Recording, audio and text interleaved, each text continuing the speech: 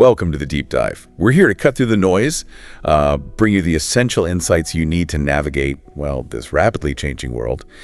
Today, we're diving into something that's, it's not science fiction anymore. It's really reshaping our daily lives. Automation. I mean, from self-driving trucks popping up on highways to the AI assistant maybe managing your schedule right now, it's definitely here. And it's evolving incredibly fast. Absolutely. It's happening now. And the big question, the one that frankly keeps a lot of people up at night, it isn't just if machines will take over certain tasks. It's more about how this huge shift is going to redefine what we actually do for a living. Right. Is it shrinking opportunities? Or is it going to unleash, a wave of totally new roles, things we can't even really imagine yet? So our mission in this deep dive is to explore exactly that. How is automation transforming the job market? Which roles are changing most dramatically? And which ones are set to grow? Exactly. And crucially, how can you prepare? How can you get ready for a future where, well, humans and machines work side by side? And it's so important to grasp, this isn't just an academic discussion, is it? Not at all. This directly impacts how you navigate your career, how you think about skills, how you carve out your future in this landscape that's just constantly shifting. Yeah, the choices we make now, individually and, as a society, they're really going to shape what that future actually looks like. They absolutely will. Okay, so let's start with the basics. Automation, it's a word we hear all the time. What exactly are we talking about here? Well, at its core, it's pretty simple, really. It's using technology, machines, software, AI to do tasks that, humans traditionally did. Like robots welding car parts. Exactly. Or software reconciling thousands of financial records in seconds, or even the chatbot answering your customer service question about a late package. Right. And the main goal, at least from a business perspective, is usually efficiency. Yeah. Definitely. It's about doing things faster, cheaper, and often, let's be honest, with fewer mistakes. Yeah, like my banking app transferring funds instantly, or those huge warehouses sorting thousands of packages overnight. It's incredible. But it also makes you think, doesn't it, about the value of human labor? Is it just output? Or is it something more? Those unquantifiable things, empathy, judgment. Exactly. Things you can't really streamline. That's a really profound point. Because while automation boosts productivity, sparks innovation, it brings these critical questions with it. Job security. The demand for totally new skills, potential economic inequality. To really get it, you have to look at the whole picture, the amazing benefits and the tricky challenges. Okay, let's tackle the part that often causes the most anxiety. Which jobs are feeling the impact the most right now? Our sources consistently point to roles with routine, repetitive tasks. They seem most vulnerable. Right, there's that study, wasn't there, Frey and Osborne back in 2013? Something about 37% of U.S. jobs could be automated. That sounds huge. It does sound staggering. But, and this is really crucial, it doesn't necessarily mean total job elimination for all those roles. It's more about transformation, a really significant transformation. Okay, transformation, not elimination. That distinction matters. It's vital. And if you look at manufacturing, well, that's been ground zero for this revolution for decades, really. Yeah, think about car factories in the 80s versus, say, a Tesla gigafactory now. Exactly. It's night and day. Highly specialized robots assembling things with incredible precision, speed. 247, no breaks. And the numbers really show it. The Bureau of Labor Statistics, the BLS, they show U.S. manufacturing jobs dropped from, 19.5 million in 79 to about 12.5 million recently. That's right. And here's the kicker. Manufacturing output actually went up dramatically during that time. Wow. So it's not fewer things being made, it's fewer people doing the manual work. Precisely. It's a shift from manual labor to overseeing, managing, maintaining these complex automated systems, which of course needs completely different skill. Robotics, programming, maintenance. Yeah. And then there's administrative roles. That's another big area. Think data entry clerks, typists, maybe some bookkeeping roles. Right. Software like QuickBooks handles a lot of accounting now. And OCR, that optical character recognition. Yeah, they can digitize stacks of documents in seconds. We found this story about Sarah, a data entry clerk. Her whole job was inputting shipment details manually, 8 hours a day. Yep. Then her company brought in an AI system that just extracted the data automatically, and, well, her role was eliminated. Oof, that's direct. So what happened to her? She had to pivot. She moved into a customer-facing role, learned CRM software, communication skills. she adapted. That's tough, but good for her. Yeah. And it fits that McKinsey report prediction, right? Yeah. Up to 30% of admin jobs could see automation by 2030. It does. It's a significant wave. And retail is feeling it too, isn't it? Oh, definitely. Self-checkout kiosks are everywhere. Walmart, Target. Less need for cashiers. And then you have Amazon Go with the just walk out tech.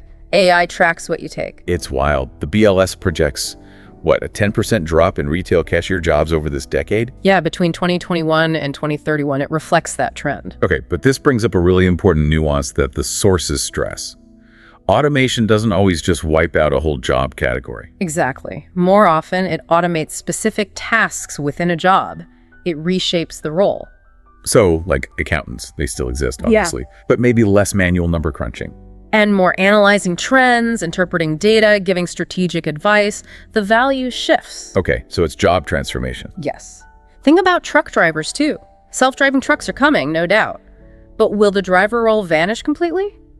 Maybe not. Maybe it evolves, like managing a fleet of autonomous trucks or handling the tricky last-mile delivery stuff. Precisely. That needs human judgment, dexterity. A 2024 study from the International Transport Forum estimated maybe 20% of trucking tasks could be automated by 2030, but human drivers, still essential for oversight, handling the unexpected. It's evolution, not extinction. Right. So if some jobs are being reshaped, maybe shrinking in certain ways, where are the opportunities? Where are things actually growing because of automation? Now we get to the more optimistic side. The sources are pretty clear. Jobs needing creativity, deep emotional intelligence, critical thinking, adaptability, those uniquely human skills, they're far less vulnerable. Makes sense. Like healthcare. Healthcare is a fantastic example. AI can analyze medical images, spot diseases with amazing accuracy, like Google's DeepMind finding eye diseases. Incredible stuff. Yeah. But can AI replicate empathy, build trust, really connect with the patient who's scared or in pain? No. No, definitely not. Think of Maria, the physical therapist working with stroke survivors. It's not just exercises, it's motivating them, listening, celebrating tiny victories. That human connection is everything. Like her patient, Mr. Thompson, regaining his ability to walk. Her encouragement was probably just as vital as the physical therapy itself. Absolutely. And with populations aging worldwide, demand for that compassionate care is soaring. The BLS predicts healthcare jobs will grow about 13% this decade. Adding, what, 2 million jobs? Yeah. Nurses, therapists, home health aides. Exactly. Big growth there. And what about creative fields? Design, writing, music. Another stronghold for humans. These fields rely on imagination, cultural understanding, emotional depth. AI tools like DALL-E or AI Via can generate art or music, sure. Yeah, some of it is pretty impressive. It can be. But often it lacks that soul, that original spark, the lived experience that resonates. We heard about a band, the Midnight Owls. Okay. They used AI for a basic backing track, but then they spent weeks adding their own vibe, their emotions, making it theirs. So the AI was a starting point, not the finished product. Exactly. It's a tool. Like my journalist friend, Alex, he uses AI for data analysis in his investigations. It's powerful for that. Speeds things up, I bet.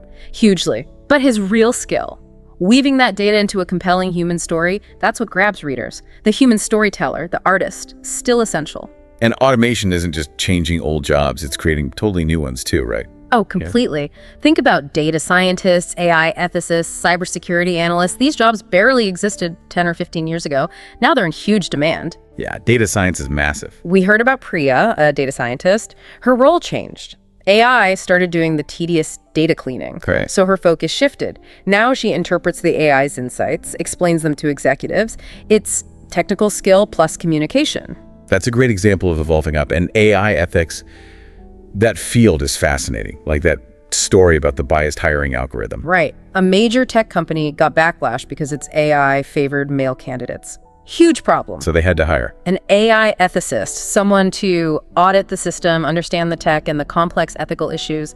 That combination, very hard to automate. And the World Economic Forum sees big growth here. Their 2023 report predicts tech-related roles could be 20% of all job growth by 2028. It's significant. Wow. Okay, this leads us straight into the skills revolution, as people are calling it. That WEF report also said something huge, like 44% of core skills need to change by 2028. That's the number, 44%. It sounds daunting, maybe. A little bit. But it's achievable. It boils down to two main ideas, upskilling and reskilling. Okay, break those down.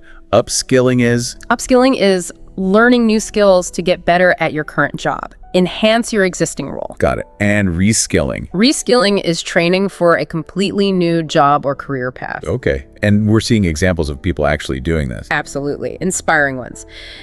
Take John, 45 years old, worked in a factory in Ohio for 20 years. Yep. His role operating machinery got phased out by robotic assembly lines. Oh, wow. What did he do?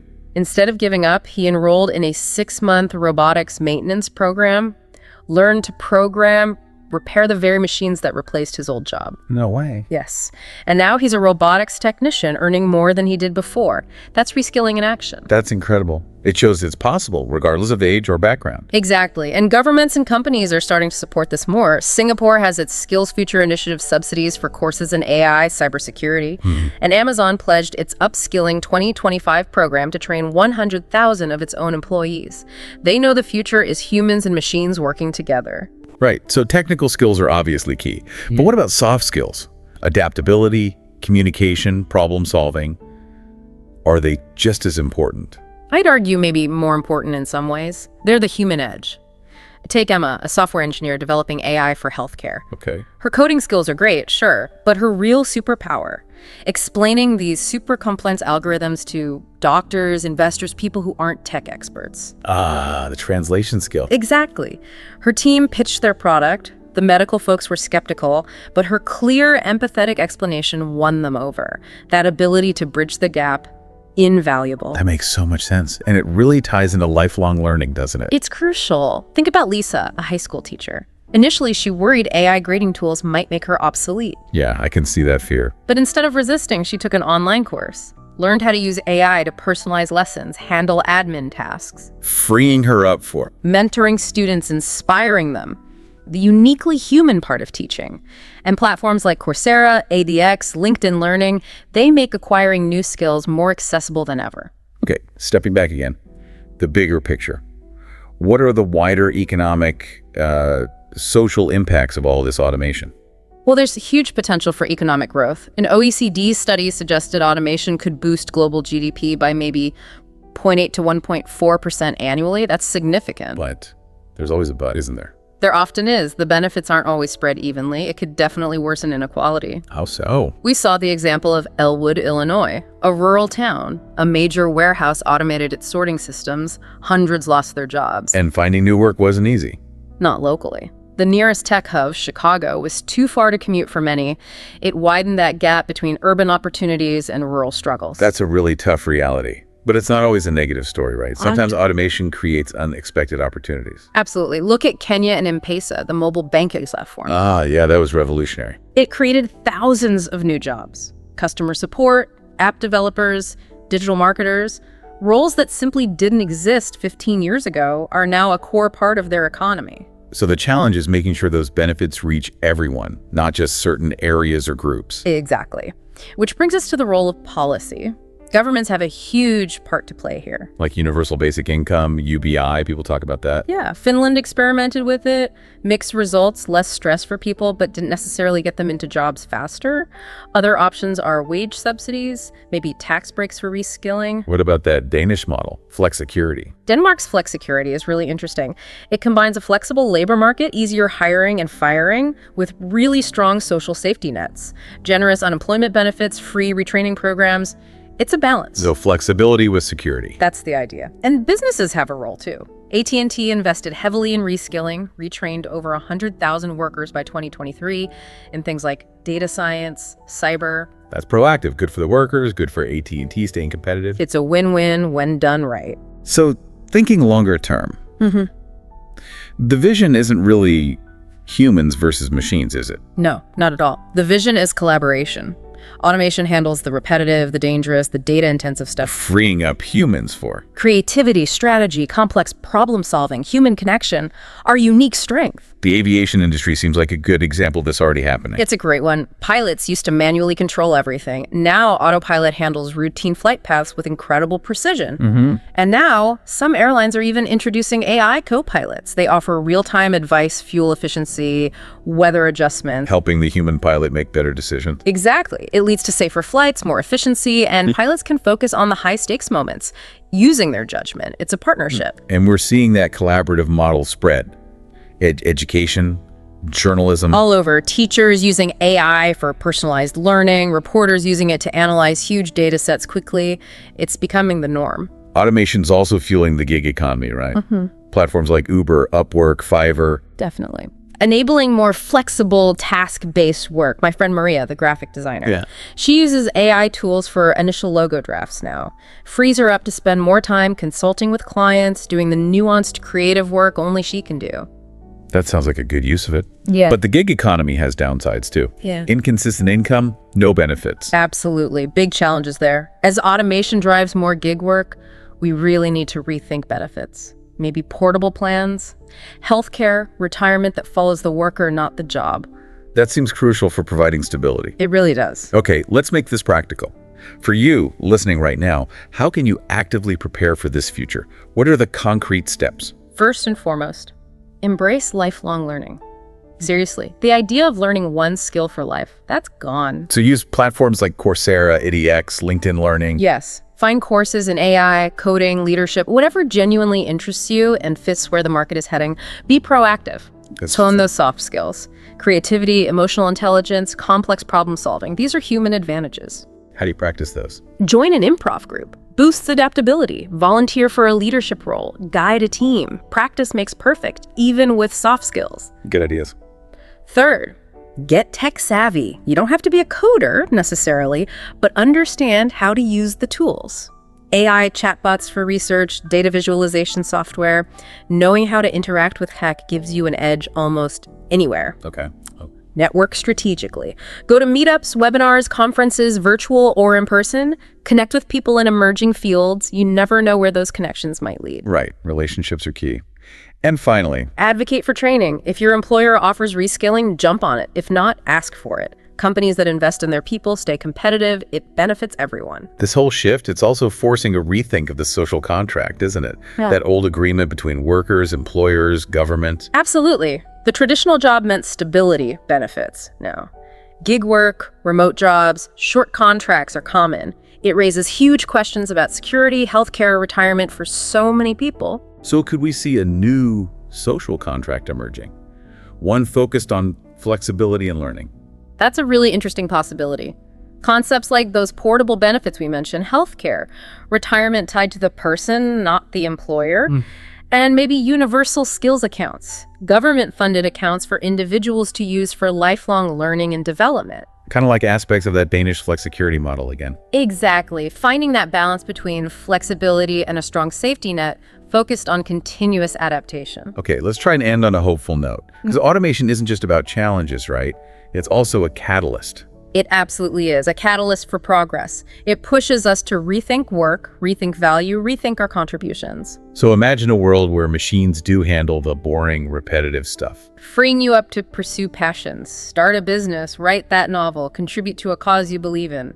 And in healthcare, AI spots diseases early. Allowing doctors more time for actual patient care, empathy, connection. Robots handle dangerous tasks. Letting humans focus on tackling huge global challenges. Climate change, food security, the big stuff. This future, it's not guaranteed, is it? No, it depends on our choices, collective choices. Investing in education, fostering collaboration, creating inclusive policies that truly benefit everyone. The potential is incredible, but we have to build it.